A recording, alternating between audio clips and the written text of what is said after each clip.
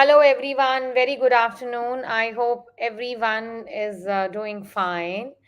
And to all, whichsoever part of the world you guys have joined, and a very warm welcome to one and all present here. So, today you are most welcome to join with yet another live webinar with research graduate on the topic of statistical analysis. All right. Okay. So let's begin with it. So before we, move ahead, let me discuss about research graduate about a little bit with all of you that basically research graduate is one of the company rather I should say the amongst the best one in the market which is there with an aim to provide the research oriented solutions to the research scholars like you, not only to the scholars, to the academicians as well. And when I say the research solutions, I meant to say that if you have any concerns like you know what to write upon, like starting from very basic, like what to write upon, how to write upon, I should write upon research write paper, or I should write upon review paper, or thesis I should write upon, how to do upon anything, any editing, statistical proofreading, any kind of help. If you need, research graduate is there to help you. You just need to get in touch with the people associated with research graduate experts with us, and your query will be sorted. All right. And if even if you have anything which in mind which you want to shape it out, that I am a little skeptical how I am I'll be moving ahead with this particular type topic, or I how I need to shape it up, everything will be taken care of. Okay. All right. So how you can reach us? So by on the particular email ID, that is support at the rate researchgraduate.com, you can reach us through this email ID and this phone number, or the WhatsApp also. You can reach us out, and you can browse us through our website, that is researchgraduate.com. Okay. Now, when it comes to the webinar structure, so we'll be tentatively, covering the presentations around 90 minutes or so, and then we'll be moving ahead with the question and answers. And when it comes to your recordings, it will be sent to you. When it comes to PPTs, it will be sent to you. Certificates will be sent to you. Everything will be given to you on your registered email ID. Okay. And make sure you ask the questions by the end of webinar, because during the webinar we have tried to answer the question in the previous series of webinars, but it somehow impacts the flow of webinar, and the people who are otherwise do not have any query, they kind of are not able to connect with it. So I'll appreciate that, if you can keep the questions reserved by the end of the webinar. And if you have any concerns for the video quality, kindly increase the video quality on YouTube. Okay. So please don't say that, even if you say that, I'm not able to see anything on the slide, just do not worry about it, because slides and the recordings will be eventually reaching out to you. Okay. So just don't get panicked that I'm not able to see anything and so on. So all right. Okay, so with all these instructions, let's get started. All right. Okay. Now, first of all, my question is that what is statistical analysis? Basically, when we hear the term called statistical analysis, this term gives us goosebumps. Absolutely, this gives us goosebumps. When I say this gives us goosebumps, I mean to say that this is the most uh, commonly difficult part of the thesis or the dissertation writing, be it many academician, I'm not covering all, and be it majority of the research scholar, this is the part, or this is the section of the dissertation writing which gives us trouble. Okay. So let us understand first of all that what exactly statistical analysis is all about. So whenever you are working on a research topic, you need to have a topic, right? You work on the literature, whatever previously published information you need to have, you work on that. You collect the information. Now it's time to collect the other kind of data also, that I'll also be talking about what kind of data we are talking about. So, in research, you collect the sources of data. You collect the data from different sources. You arrange them. You kind of present them, and you try to make the reviewer or the reader understand that what exactly this data means. This is nothing but statistical analysis. Because you know what happened generally, statistical analysis, the moment you hear the word called statistical analysis, the one word which pops out in the mind is SPSS. How do we do these tests and all that? But we forget that statistical analysis is much more than that. Is not just that envelope of SPS or any other tool. It's not just that too. Okay, so first of all, my suggestion is to stop getting scared about statistical analysis. Okay, so further talking about statistical analysis is statistics is anything which is which you apply in daily routine. You look around here and there, you are applying statistics. Okay, you are basically collecting the data, you are presenting in a manner. Now even if you are not able to understand this pattern and trends, just understand that you are trying to present and arrange the data in a manner by which general people can understand it. Okay, why? Because it's your data, you understand it better, but how will other people understand it? It's by the statistical analysis. Okay, then this technique is useful for connecting the interpretations of research, developing statistical model, and planning and surveys and studies. Very very simple. Why? Because whatever your research is, how it will help people, what people can understand with it, what exactly. Now if you say that this particular variable has an influence of this, okay, now basically if you say, I think now the screen will be clear. I think my camera has little bit hazy, was little bit hazy, right? Okay, so when you say what exactly my research means to other, what others should interpret with my research, that interpretation would be done by statistical analysis. Okay, moving further understanding is, now with the help of it statistical analysis, you collect the data, you understand, you help others to understand the data by arranging the data in proper patterns, in proper trends, and by which the normal people can draw certain conclusions, like what exactly, if there are 10 frequencies written in a row, what exactly does it mean to people like you and me? That's what has been done by statistical analysis. Okay, in simple language I am making you understand. Okay, why we do it? Let's also have a look on this, that why we do it. Basically, whatever we do as a research, whatever, why people should believe on it? Because you said it? No.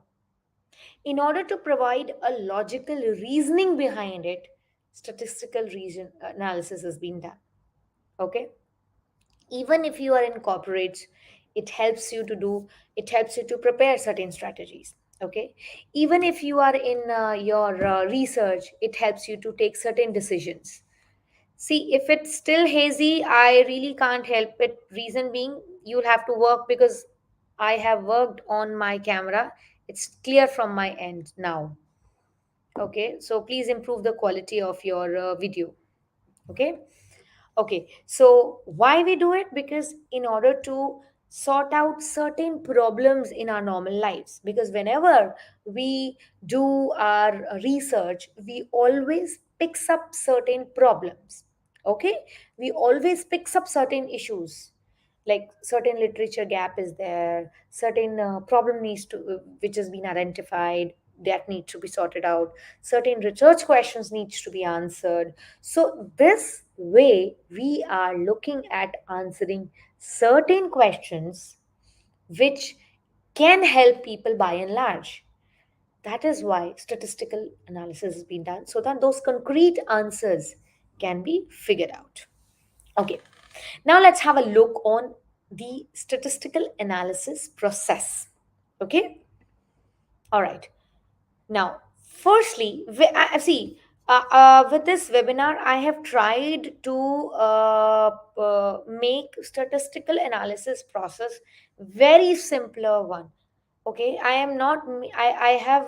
I've tried not to make it complicated. Okay, because already it is quite an difficult approach people take it as. But I am I'm trying that we can understand statistical analysis just like any other aspect of dissertation or thesis or research paper. Okay, so let's dig into statistical analysis process. So there is, when we say process, obviously there has to be couple of steps in it. First step, you need to identify and describe the nature of data you need to analyze. Okay, what kind of data you need to analyze? It can be, it is primary or it is secondary or whatsoever, we'll talk about it. Okay, next step is to establish a relationship between data analyzed and the sample population to which data belongs, like from where you have extracted the data. Again, I am making the life simpler. Okay, I am making the life very simpler, that from where you have taken the sample information, data. Okay, and what you have taken, where you have taken, and what you have taken. Okay, third step is to create a model. Like this model, now this is the step where you introduce your statistical tests. Okay, then you prove whether the model is valid or not, and then you use the predictive analysis, that what most likely to be happen in the future. So generally this is the process for statistical analysis, which is being followed by majority of the researchers. Again, which is being followed by the majority of the researchers. Okay, now let's have a look on some of the common statistical analysis methods. Okay, first is mean. I think this is the most common method, or this is the most popular term, I should say, which we have been hearing out from since the time I think we are in school. So mean basically, or it's also called as average mean, is one of the most popular one. Okay, what happen is, I'm telling you in simpler me, how do you calculate mean? That you you add all the numbers in the data set together. Okay, and then divide them by the number of data points. For example, there are couple of data points like 5, 15, 20, 25. 5, 5, 15, 20, 25. So add all of them. 5 plus 15, 20. 20 plus 20, 40. 40 plus 25, 65. 65 is the total, and divide by 4.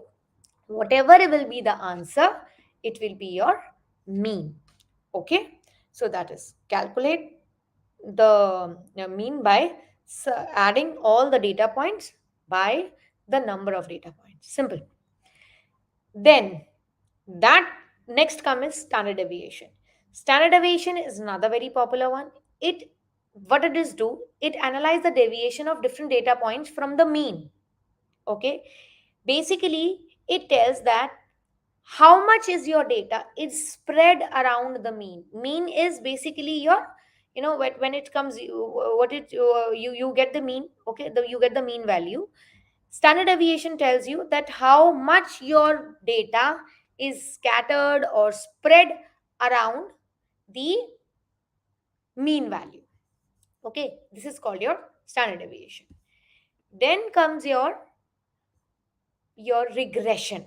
Now regression is basically is that statistical tool with the help of which what you get to know, you determine the cause and effect relationship between the variables.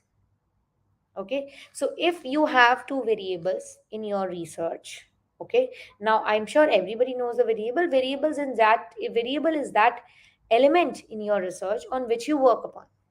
Okay, so with the help of regression you get to choose the relationship between the dependent and the independent variable. Now let me just have a slight introduction about independent and dependent variable. As the name itself suggests, independent, which does not change. I'm independent. I do not care about anyone. Simple, like, just remove all the confusion for the rest of your life. I'm independent. I did not care about anyone in my life. It is independent variable. It does not change. Simple. When it comes to dependent variable, so dependent variable, as the name itself suggests, depends upon other things, other factors. Okay, so with the help of your regression, you get to establish the relationship between dependent and independent variable. Okay, another method in statistical analysis is the hypothesis testing. Now, hypothesis testing, before we understand that, we need to understand what is hypothesis. Hypothesis basically is that assumption, okay, which is being made when you are beginning with your research. Okay, it can be false, it can be true, but it is an assumption unless and until it is tested. Okay, it is an assumption unless and until it is tested. So hypothesis test is basically is been used to do so as to test these assumptions, that whether what has been said by the researcher in terms of these hypotheses is been true or not. Okay, then comes sample size determination. Okay, now before that you understand sample. Whenever you are working on a research, you need to extract certain data. You need to take certain data. Now, from where you will take that data? Because, see, population, again, if you ever get confused, just remind like this way. Population is large, lot many people. You just can't go to each and every one, right? You can't collect data from each and every one, each and every individual. You can't do that. So, out of that population, you extract or you take out some sample. So, the sample will be that which will be representing the characteristics of the entire population. Okay, and that sample is that, or those individuals, those respondents on which you will be performing your research. Okay, so sample size determination or data sampling basically tells you, or it is that technique which tells you how to take the sample from the population. Okay, now generally we use this method when your population is too large. Okay, so there are a couple of sampling technique like snowball, convenience, random sampling, and so on. Okay, so sample size determination is also very important because this is that proportion of your population on which you'll be working on. Okay, all right. Now let's have a look on some statistical analysis software. Okay. SPSS, I mean, I think this is the most horrifying word which everybody is scared of, right? Because when it comes to stats, we forget everything else, we don't get to know anything else. But first word which comes to our mind is of SPSS. Okay, so SPSS is the word which we think of whenever we talk about statistics. SPSS basically does not represent statistics, rather it represents its software.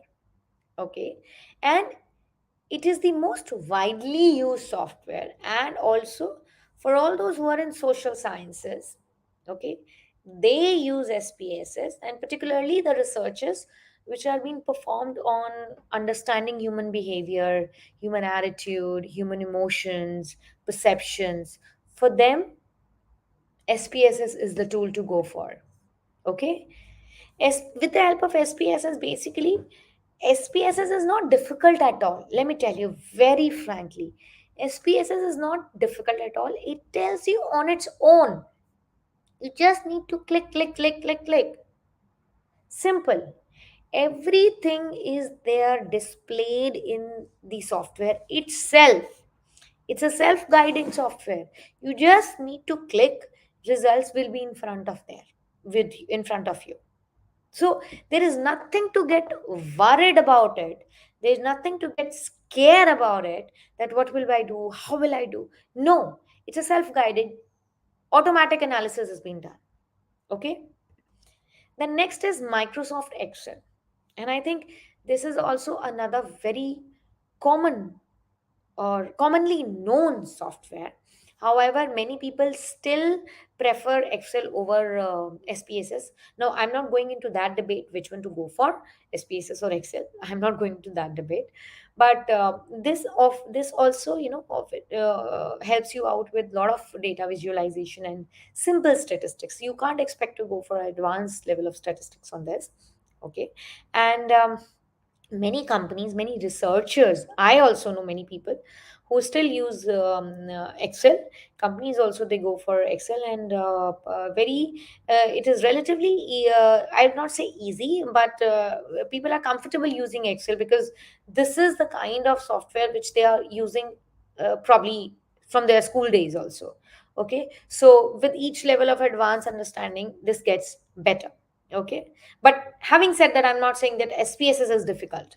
No, neither of them are not difficult. Okay. Then comes your SAS.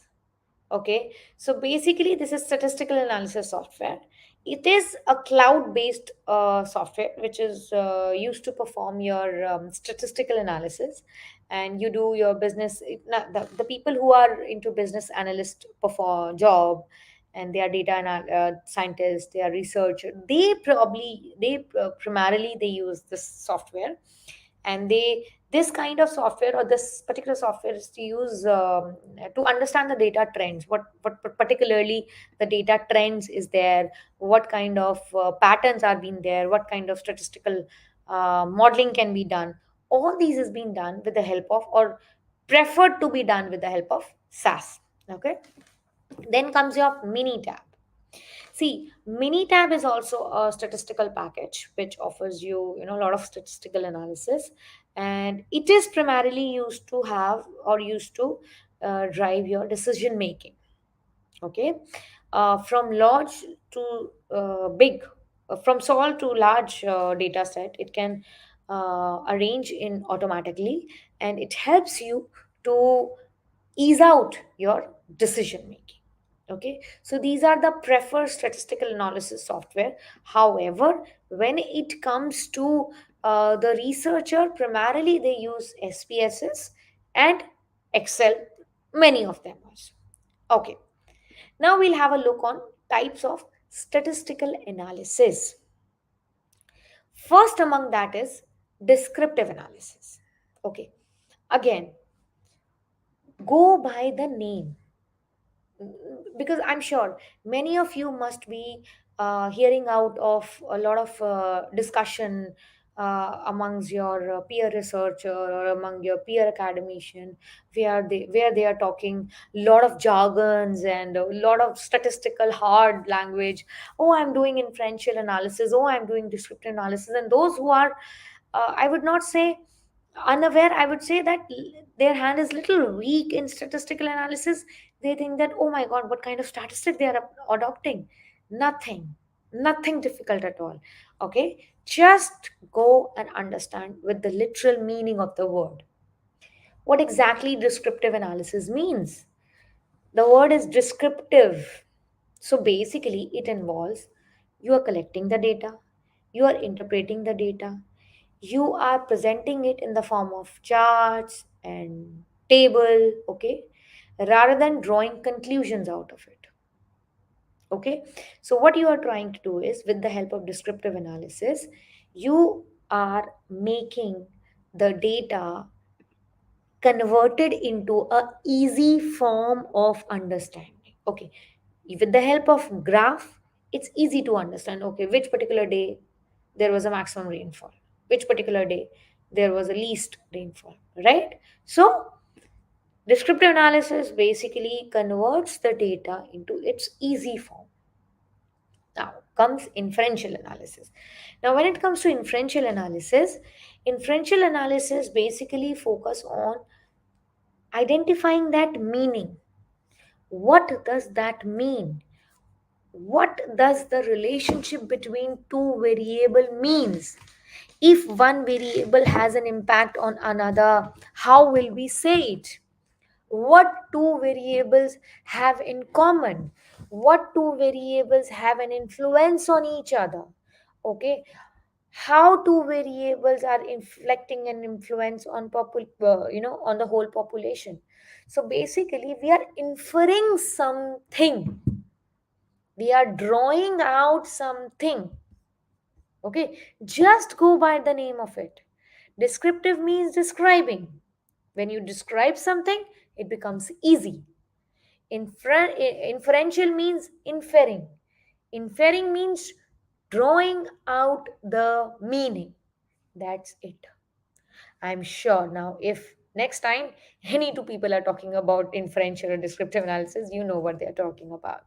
Okay? All right.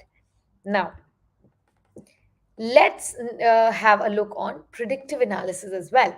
Now, predictive analysis basically, again, the name is predictive analysis, which comes out from prediction. So, it is that type of analysis that drives past trends, like with the help of past trends, it drives what will happen in the future. Okay, it tells you what will happen in the future.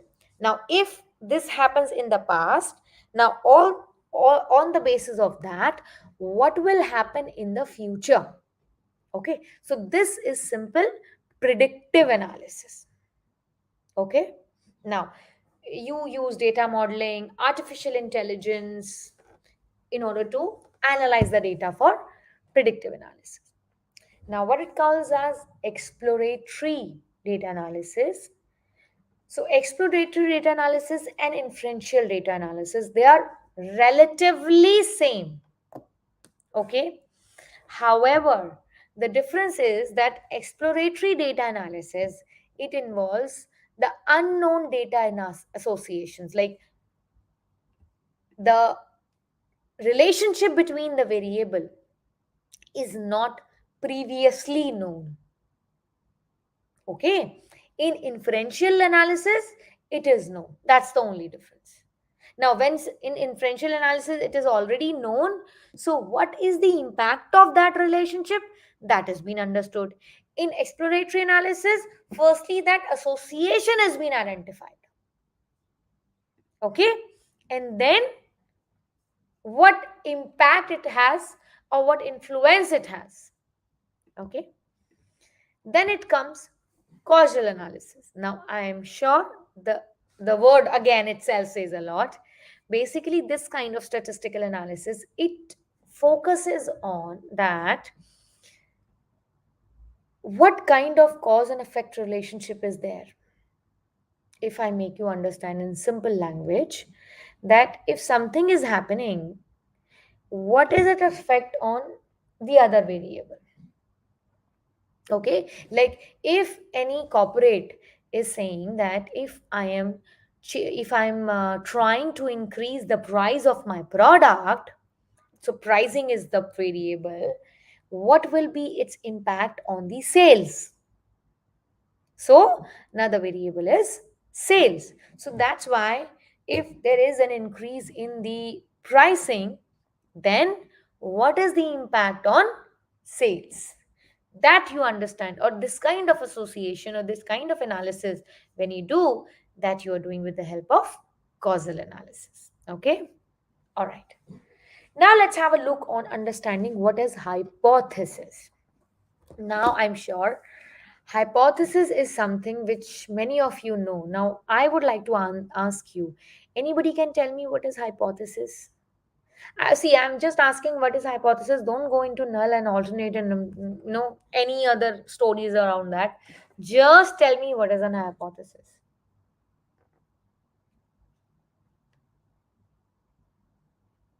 I am asking a question. Can anybody tell me what is a hypothesis?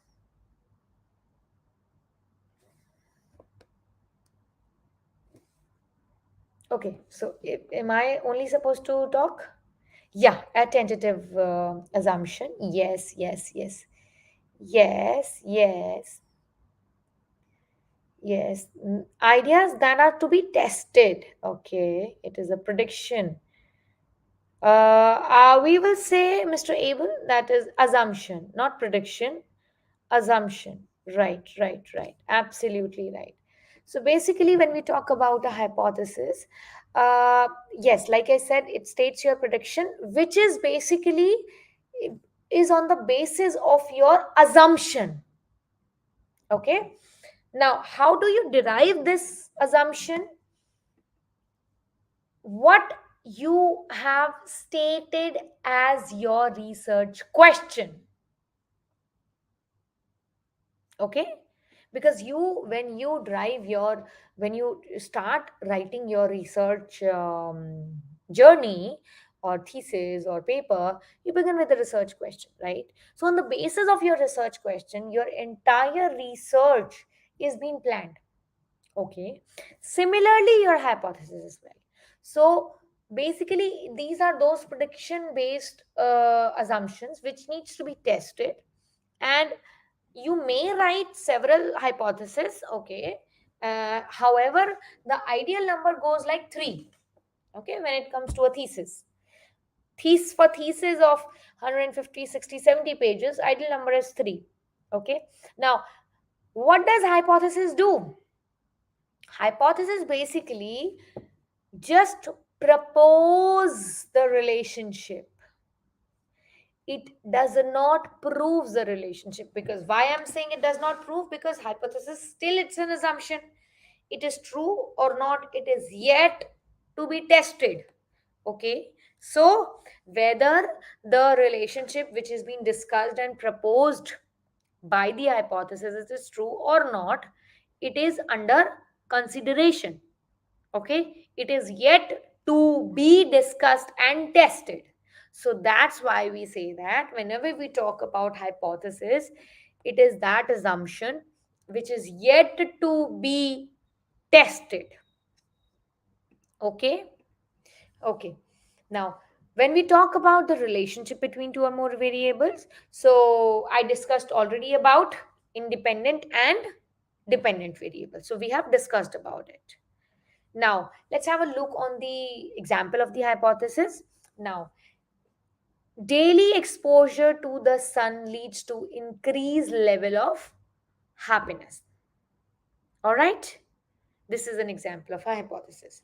So the independent variable is exposure to the sun. Okay?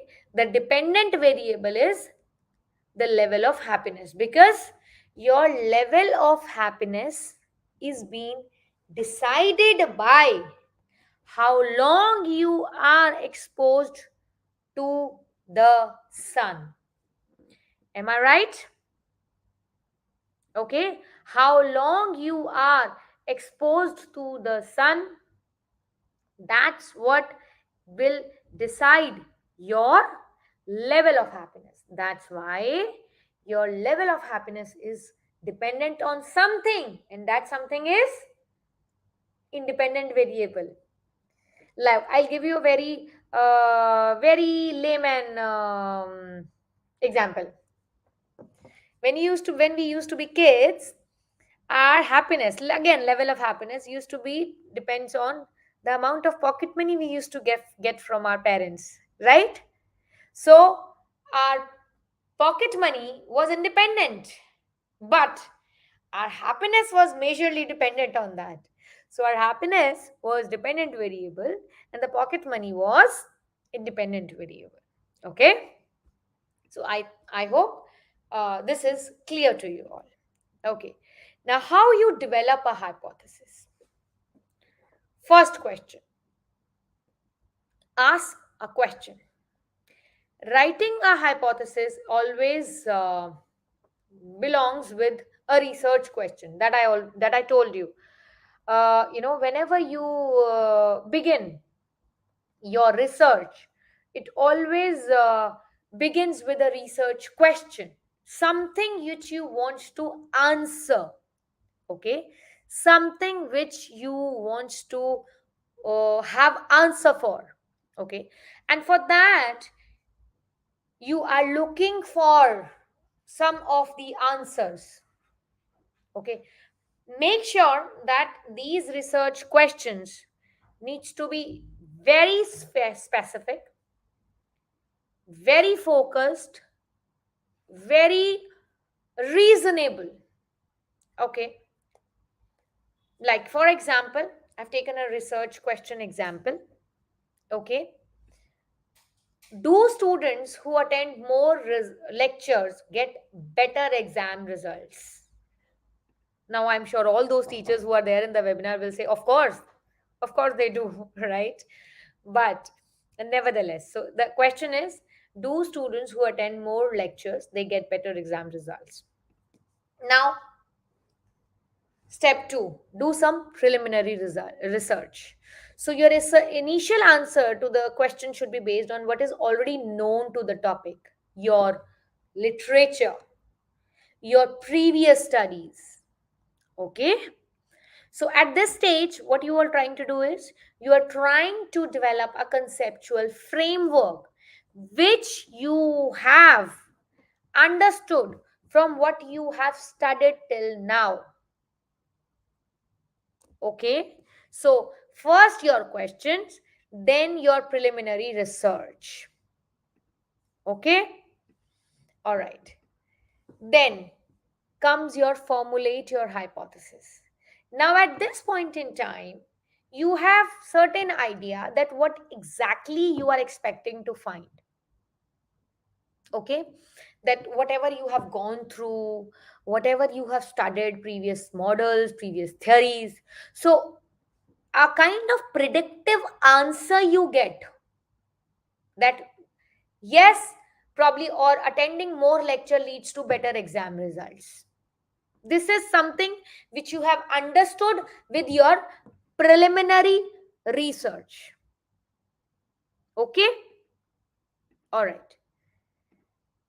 Then comes your step 4, refine your hypothesis.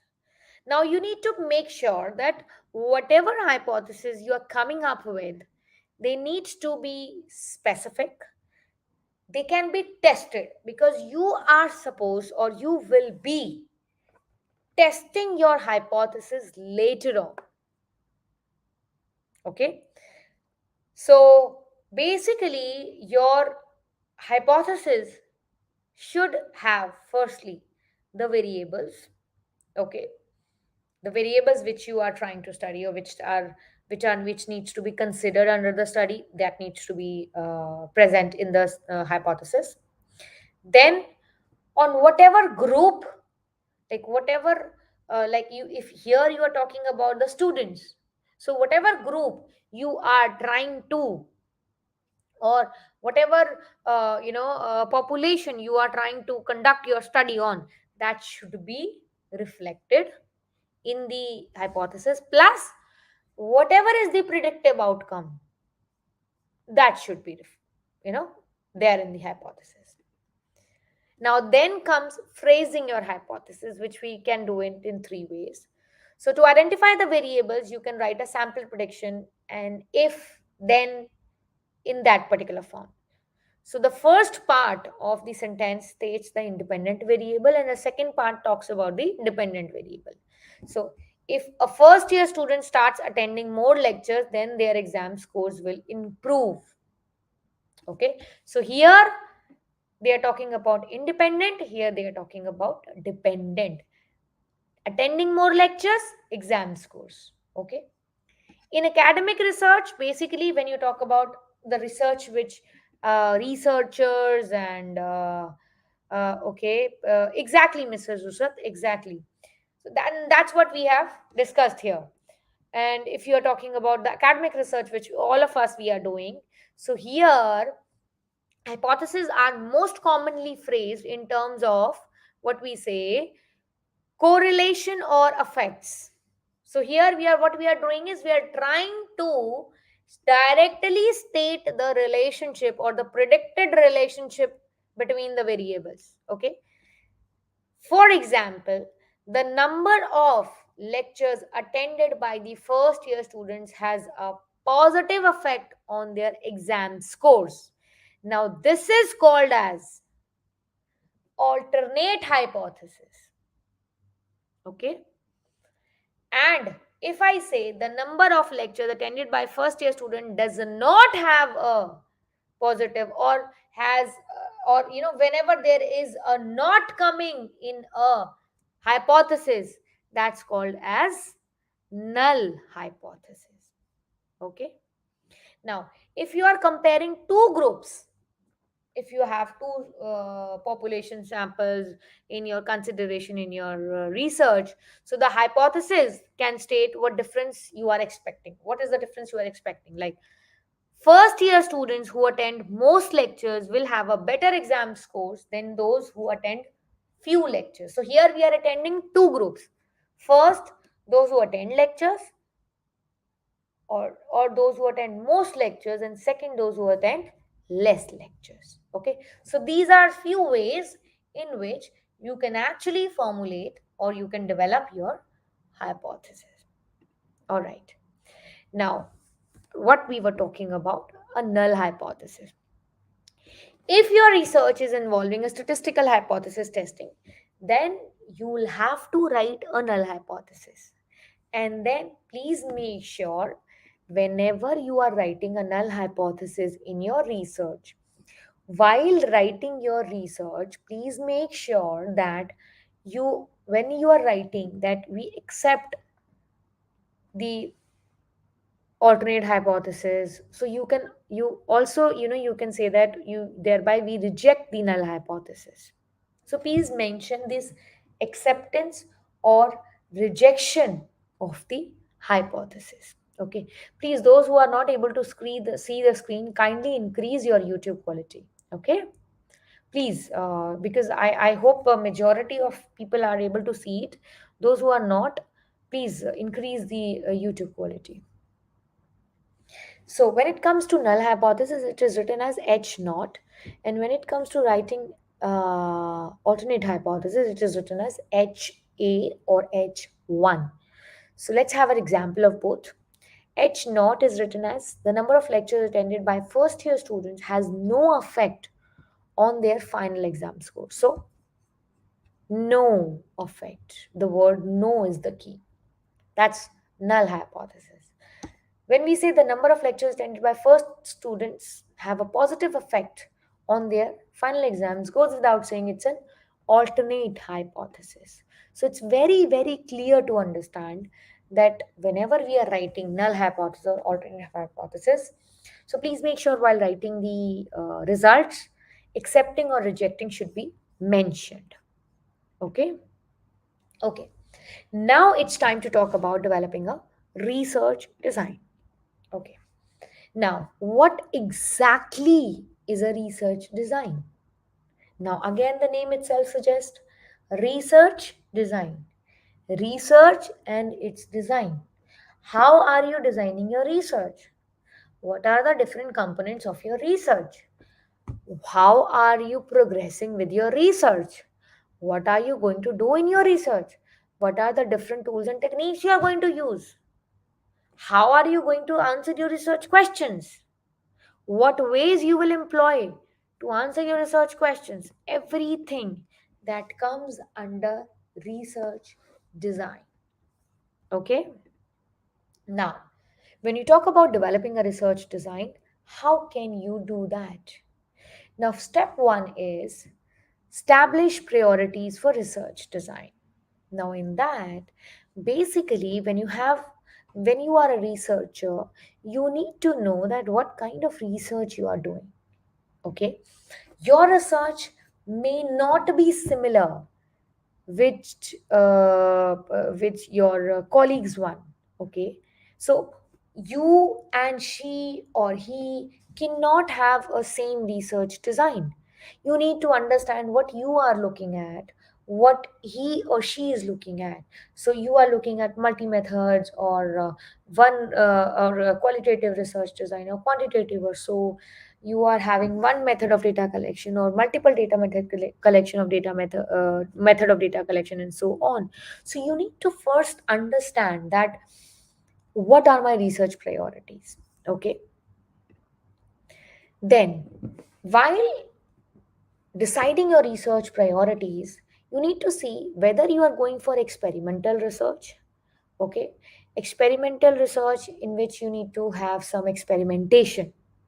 Okay, whether you are going for quantitative research wherein you are employing some statistical part, whether you are going for correlation research where you are not going for experimental research, but you are going for statistical part.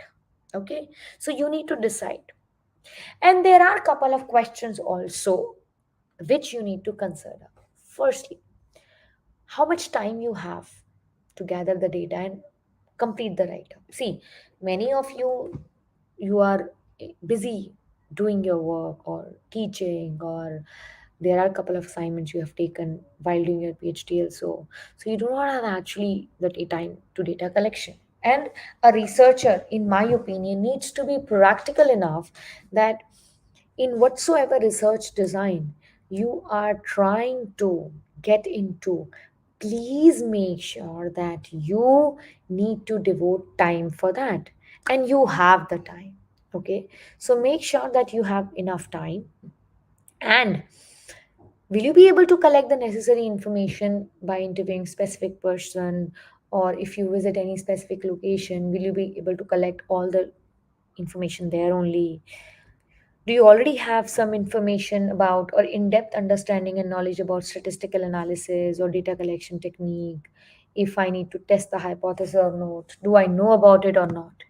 Okay, if you think that whatever research design you have chosen, they cannot answer your research question. Okay, if you think that, you can go for refining your research questions. Okay, rather than probably deviating from your research design, you can think of restructuring your research questions as well.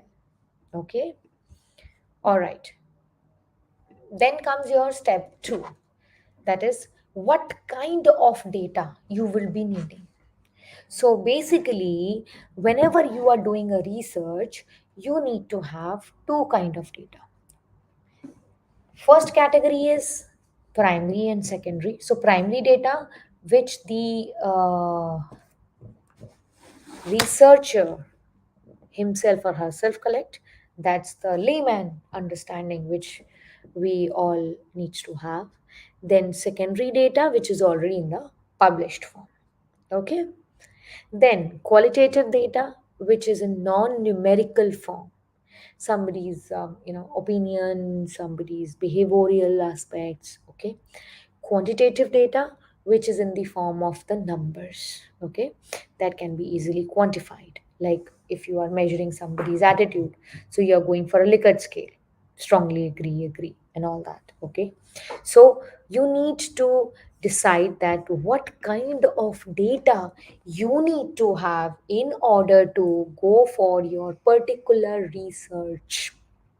Okay, then once you have decided that I'll be needing this data, then you need to have a look on the data collection technique. How are you going to collect the data? What particular kind of data collection technique you will be employing? So all these, basically, with all these steps, what you're doing that how you are getting a step closure, one step close by close to your research goal. Okay. Okay, then there are couple of methods to collect the data when you are considering or developing your research design. Now first is your survey, for instance. So you need to have your selection, you have like what kind of responses you want, detailed you want, or close-ended questions you want, like where you have not given the options to the respondents. How will you distribute the surveys? Okay, online or you have met in person. Then you can also collect the data by interview, you can do it by experiments, or you want to collect the secondary data. Okay, so these are a couple of methods. Then comes step 4. Step 4, here you need to analyze your data, that how you are actually going to work on your data. Okay, so once you have collected your data, you need to employ the right kind of analysis technique, like, so that your research, can be can give right kind of results, valid results, can also be used in future researches by other researchers. So you need to be very, very clear that once you have your research problem in hand, what kind of data would be needing in order to cater to that problem. Okay, now when you're talking about data analysis, so first is your quantitative data analysis. So basically this data analysis, it involves the numerical data, since we are talking about quantitative. And you can do the analysis by SPSS, Excel, and the software which we discussed about. When we talked about qualitative data analysis, basically here you are taking the responses which are already in detail. So what you do is that you are trying to identify some themes as in something which is common in all the responses. Okay, some words which are repeating in all the responses, some opinions which are particularly given by some responses and say they are unique. Okay, so you do this kind of analysis which comes under the category of qualitative data analysis. And then once your data analysis is done, then you write your research proposal, thesis, and your further research paper, and so on, whatever the kind category of the work you have been doing. Okay. Okay, then there is a slight detail of the data collection method, that how you can go ahead with the data collection method. So when you talk about data collection method, it can divide into secondary sources, it can divide into primary sources. Okay, primary sources which you collect as a researcher, secondary sources which is already published. Okay, so you can collect by interview, questionnaire, observing the candidates. Okay, or secondary sources which is already published source of information, be it in the form of historical records or publications or earlier researches, papers, and so on. So this is basically the kind of summarized version of how you can collect the data. Okay, now when you are collecting the data, before that, or assign, one of the main concern in research is also sampling. You need to have a, a sample on which you can perform your study. Okay, so basically there are two main type of or approaches to select a sample. First is probability sampling, another is non-probability sampling. Again, I would suggest go by the literal meaning of it. Like when you say probability, chances. So every member has a chance. Every member. Okay. So you're randomly picking up. You are not having any preset criteria. You're just randomly picking. So anyone can be selected. Anyone. Okay. When it comes to non probability sampling, some members of the population, they have high chances to be selected over others, because you have certain criteria. Like if you are doing a research in real estate, so you are doing it on people who are living in Bombay, in India, right? So who are born and brought up in India. Now, Bombay is a very big city, right? There are n number of people who are living in, but you are conducting a research only on the ones who are being born and brought up in Bombay. So one of the most important criteria is the person should be born and the person should be brought up in Bombay. Okay, it should not be like that he or she was born in Bombay, but he has moved to another city and then came back to Bombay. No, both the conditions should be fulfilled. So your criteria becomes your eligibility criteria to size to pick up the sample from the population. Okay. Now comes create an appropriate sampling procedure. Okay. Now whatever resources you have for your research, you need to decide that how will you recruit your participants, how will you find out your respondents. You need to find out that. So basically you need to see that do you have enough resources so that you can go beyond on circulate your study widely. Can you circulate your tool to a big population? Do you have any time or not? See, because in any research, collecting data is one of the most time taking process after literature review. Really, it takes time when it comes to data collection. However, if you have proper plan in hand, you may never go wrong. Okay? Okay. Now, you need to have calculate you need to calculate sufficient sample size. So for that there are a couple of things which you need to take care of. So firstly is significant level, that is alpha level. So your risk is accepting or your risk is rejecting a true null hypothesis that you are willing to take is 5%. Statistical power is 80% or higher. Of expected effect sizes or population standard deviation is there are certain criteria which you take care of calculating sample size. Now here these are the terms which may not be useful or which may not be understood by many of you, but need not to worry about it, need not to be worry about it. Okay, like for example standard deviation, which we have understood, like how widely your data is spread around the mean. Okay, so which you can test once you are doing your pilot study. Now there are a couple of sampling methods, like random sampling, wherein anyone can be chosen. Okay, like if you are choosing anybody from a class, so you can use random sampling, anyone can come up. Stratified sampling, you make small groups. Okay, which through which out of which you choose the sample. Systematic sampling is after, like for example, every nth people, every eighth person, every fifth person is coming to be. Non-random sampling is when you are choosing the data or when you are choosing the sample from your own convenience. Okay, like for example, you may ask anybody, okay, where do you live?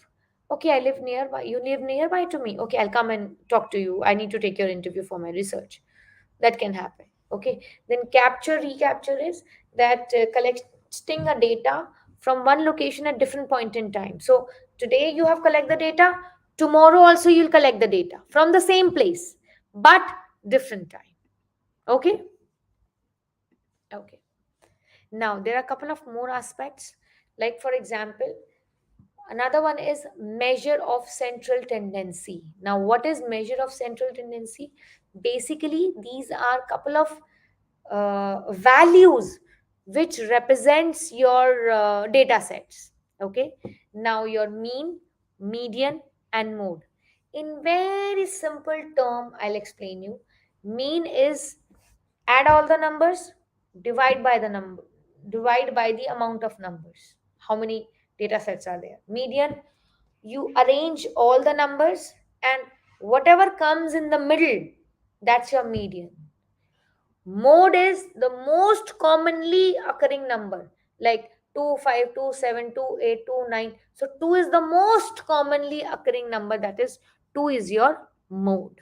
Okay. Okay. Then comes variability, measure of variability. Now, basically, variability is being describes that how far apart data points lies from each other, from the center of distribution, how far it is being lying. So this is normal distribution. It is equally lying. And this you get it, this curve you get it from SPSS very easily. Very, very easily. Okay. So when you are measuring variability, the first is range. So the range tells you the spread of your data from the lowest to the highest value. So for example, you have 8 data sets. This is, so the highest value is this and the lowest value is this. Okay. So simply to, in order to find the range, you need to subtract both of them. Simply. Okay. Interquartile range basically it gives you the spread of the middle of your distribution, this ones. Okay. For any distribution, that's ordered from low to high. All right. All these things are being done very easily by your SPSS, very, very easily. And in many researches you may not needed it also. Okay. When it comes to standard deviation, how much there is a variability in your data set, that's called standard deviation. Formula for the, if your population is small, so you have the standard deviation from the population is here. When you have the sample, your standard deviation is here. Okay. Variance, the variance is the average of squared 7 standard deviation from the mean. Okay. So deviation you know, and mean also you know. So variance is the average of squared deviations from the mean. All these terms you get to know from your SPSS software. Okay. Now let's have a look on experimental and correlation study. Experimental study, the name itself denotes experiment, wherein the researcher has a control on independent variable. Okay. By controlling the independent variable, the researcher tries to identify that whether there is a impact on dependent variable or not. Okay. On the other hand, there is no control on either of the variable, not independent, not dependent. Okay. However, in the correlation study, as the name suggests, the researcher is trying to understand what's the relationship between them. Here, they are trying to understand the effect. Here, they are trying to understand the relationship between them. Okay. Okay. Then comes your testing hypothesis. Another aspect in your statistical analysis is when you have already your hypothesis developed, like we did in the previous slides. You can take these slides and you can put it into the previous slides also. That's not a problem. So your null and alternate hypothesis is done. You need to obtain a p-value. See, whenever you are testing a hypothesis, so the significance of p-value actually denotes the hypothesis will be rejected or accepted. Okay. So In any case, if the p value is less than equal to 0.05, that means the null hypothesis is rejected. Now the question comes, what is p value? So p value is nothing, but it is that probability of obtaining the data at, at least as extreme as the data used in statistical test. So here what we are assuming is that the null hypothesis is true. Okay, for example, if a hypothesis test with respect to given data sets return a p-value of 0.01, this value implies that there would be only 1% of chance obtaining those data under those conditions described by null hypothesis. So if the p-value is 0.01, so only under 1% of chances the null hypothesis conditions will be true. So thereby we cannot accept it. Okay, simple language. So if your value of p is coming out to be more than 0.05, then your null hypothesis will be accepted. Okay, then comes your interpreting results. So this is the final aspect of your research that wraps up your research, basically. That's plan to compile your research. So whatever information you have gathered, whatever findings, whatever analysis you have done, whatever findings you have worked upon, you need to draw conclusions on that. You need to make people understand that.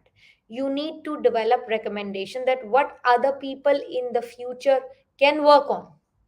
Okay, so this is your interpreting results, that whatever analysis you have done, like if you say p value is less than 0.05, you said null hypothesis is rejected. What does it means to me? Okay, then in that case results come into picture, where you explains the meaning of it. Okay, so that's why we say that the interpreting result is very important when it comes to making your reviewer or making your reader understand what exactly your research wants to communicate them. Because generally what happen, when you are trying to let's say communicate some questions, some objectives, they might not be able to make sense to your reader. But when you are communicating your results, then they make sense to your reader. Oh, fine, that means this. I might not be able to make sense to what does it means my independent variable or dependent variable. But when I'm writing my result, then okay, then it comes to mind. Okay, fine, then fine. This means this. This has this impact. This has this relationship. Okay, fine. This means sense to me. Okay, so this is the kind of power a result has. Okay, all right. So with this, we are done with the webinar, and now we are there for you. I hope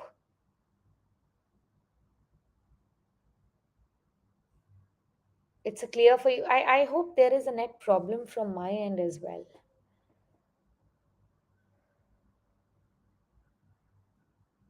See, if you have not written a null hypothesis, see, the significance of the hypothesis lies in the value of p, which says it should be less than 0.05.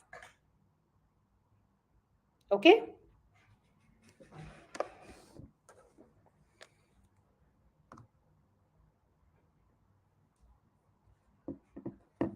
All right. So this was about us. You can reach out to us for any support you want from research graduate regarding your uh, mm, questions, your doubts, anything which you have.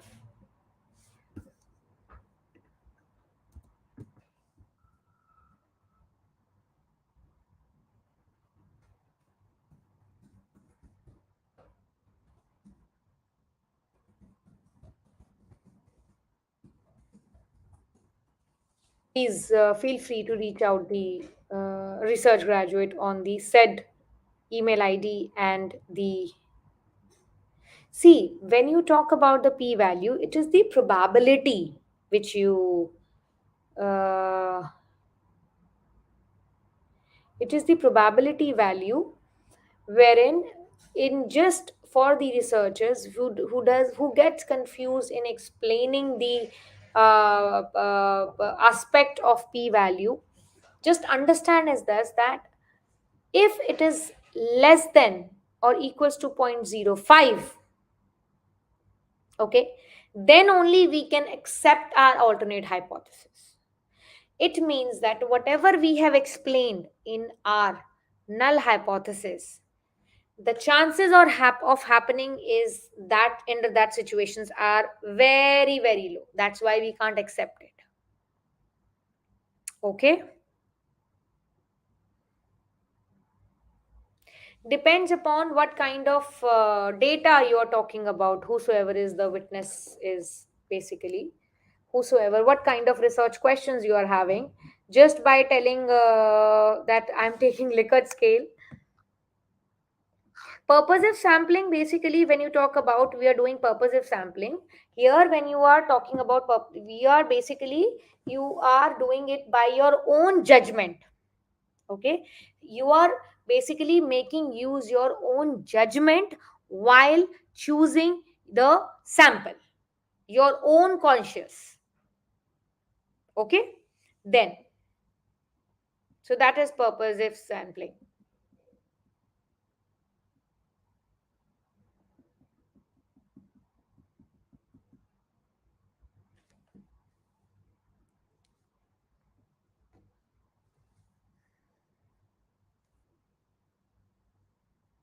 Mr. Ram, for null hypothesis, you need to have the primary data.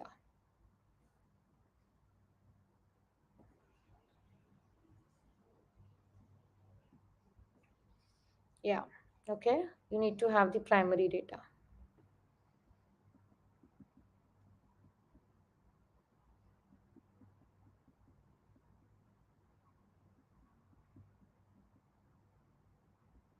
Any questions anybody is having?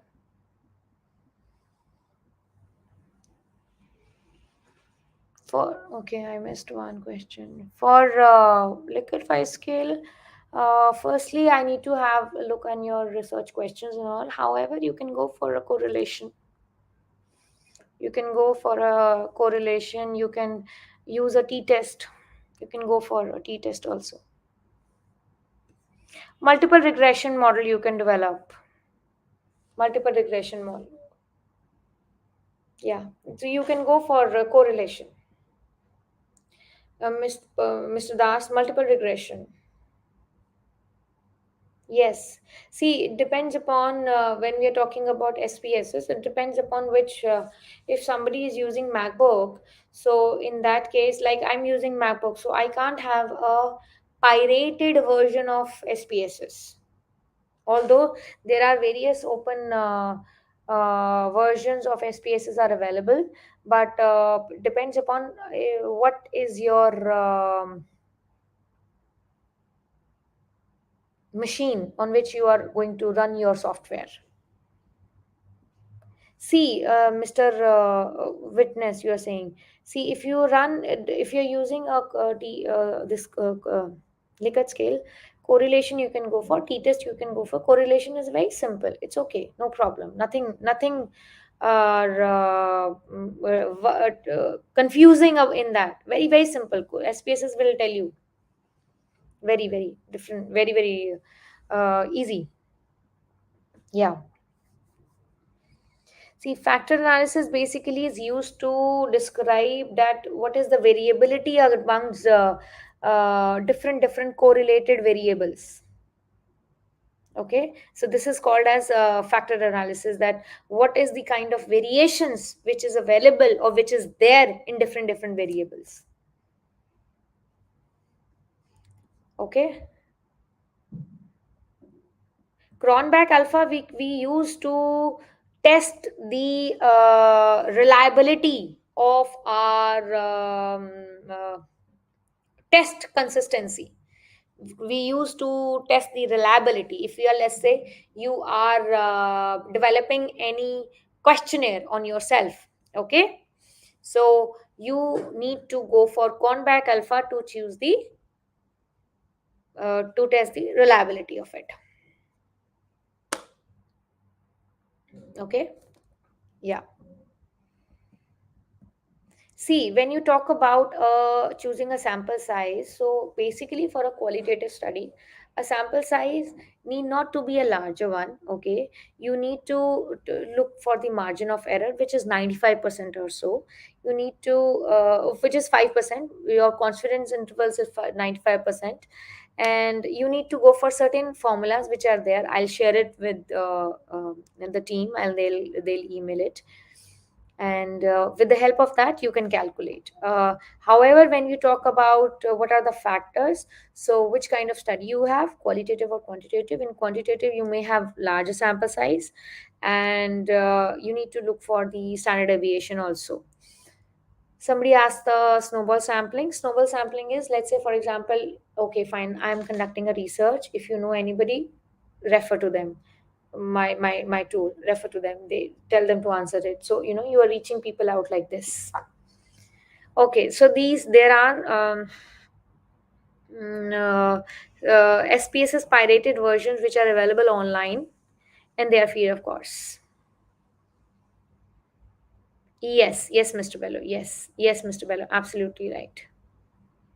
SPSS is a software, Mr. Sahu. How to handle pilot data is similar way where you are going to, how you are going to handle your final one, same way.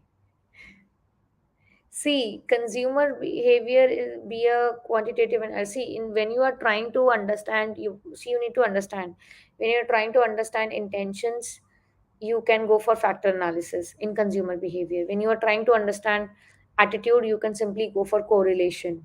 Okay, so you need to explain what you are exactly trying to explain in consumer behavior. Okay. Yes.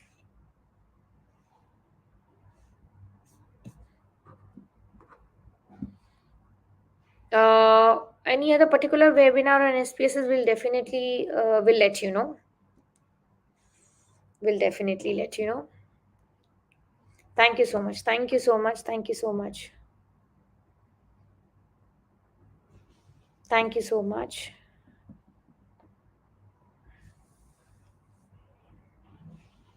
See, when you talk about regression analysis, it tells the relationship between two variables, whether there is a relationship between two variables or not. Okay. Thank you so much. Thank you. Okay, so we need to formulate in a study. So I tell you, so basically some assumptions you need to go for your hypothesis, and then the procedure, simpler one which I have told you in the slides, go for that. Go for that. Okay.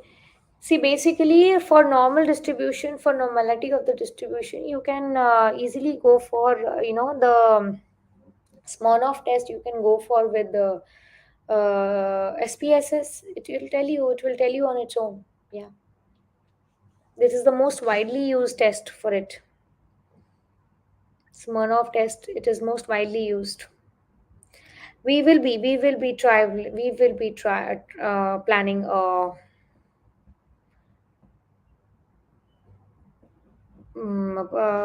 pilot practical analysis. Yeah.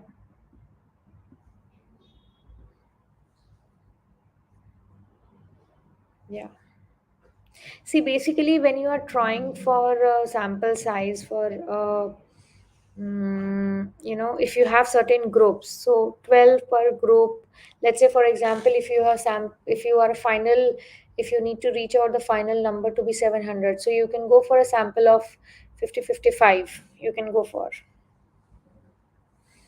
Thank you so much. Thank you so much. Thank you, everyone. Thank you, everyone.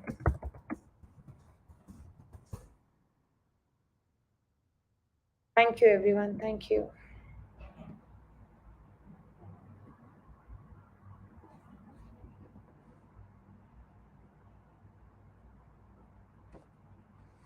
Thank you. Thank you, everyone. The slides, the PPTs would be shared with you. The recording would be shared with you. Sure, sure. We'll be planning. We'll be planning on data analysis as well. Sure, sure. We'll be doing it. Okay, sure. It will be done.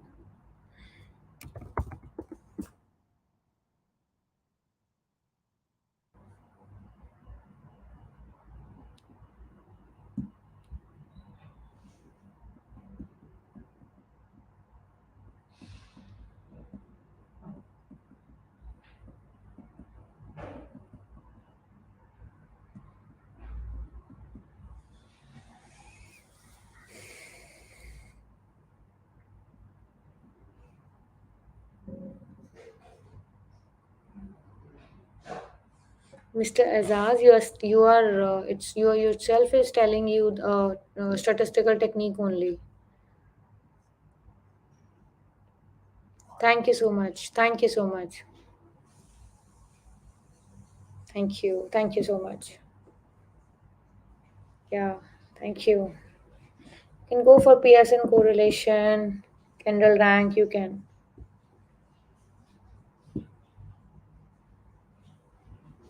Yeah. Thank you so much, everyone. Thank you so much for joining.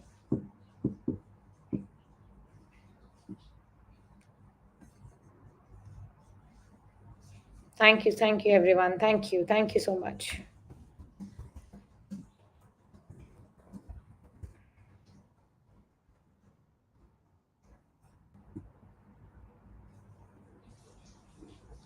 All right, so we'll see in the next session, in the next webinar. Till then, take care and make sure that you guys attend the next session as well, next webinar as well. So, see you in the next webinar. Thank you so much. Thank you, everyone. Thank you. Thank you.